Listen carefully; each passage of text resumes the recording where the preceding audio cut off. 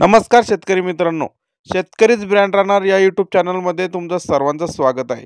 मित्रांनो, तुम्ही जी ही न्यूज पाहताय, ही न्यूज विषयी आपण आज चर्चा करणार आहे.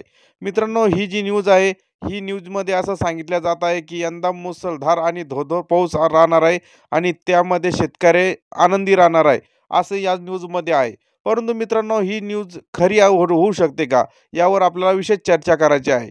मित्रांनो, कापसाला ₹15,000 क्विंटल याप्रमाणे दर मिळाला होता मागच्या 2 वर्षापूर्वी आणि गेल्या वर्षी आणि यंदाच्या चालू सीझनमध्ये 6,000 ते 7,000 दरम्यान दर मिळत आहे.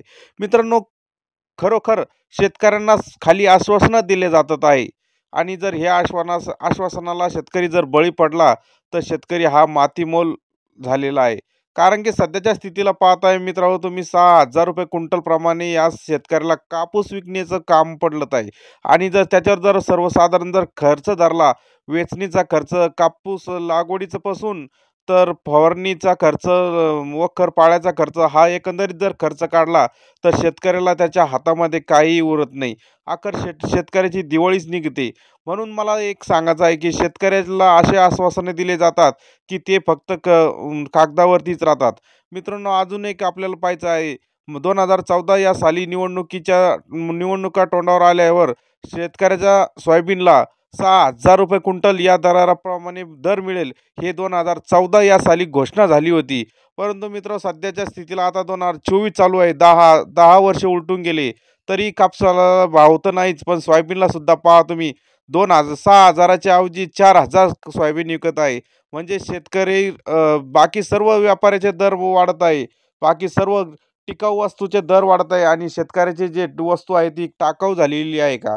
जर अशाप्रमाणे जर शेतकरी दिवसेंदिवस जर हवालदिल होत गेला, तर या शेतकऱ्याचा वाली राहणार कोण? अशा परिस्थितीमध्ये शेतकऱ्याची खूप दयनीय अवस्था होणार आहे आणि जर ही अवस्था कुठेतरी सरकार मायबापाला जर डोक्यात घ्यायची असेल, शेतकऱ्याला जगवायचं असेल, तर या अवस्थेपासून शेतकऱ्याला कुठं ना कुठं मुक्तता भेटली पाहिजे आणि अशा परिस्थितीमध्ये जर शेतकऱ्याला अवस्था भेटली नाही, तर शेतकरी दिवसेंदिवस महाराष्ट्रातला शेतकरी दिवसेंदिवस हा गळफास घेण्यामध्ये, चेतून घेण्यामध्ये, रॉकेल अंगावर घेण्यामध्ये, पेट्रोल डिझेल अंगावर घेण्यामध्ये आणि स्वतःचं जीवन संपवण्यामध्ये यामध्येच अग्रेसर राहू शकतो. आणि आपण एकंदरीत पाहू शकतो, की महाराष्ट्रामध्ये सर्वाधिक लोकसंख्येच्या बाबतीत जर विचार केला, तर सर्वाधिक आत्महत्याग्रस्त हे शेतकरी आहे.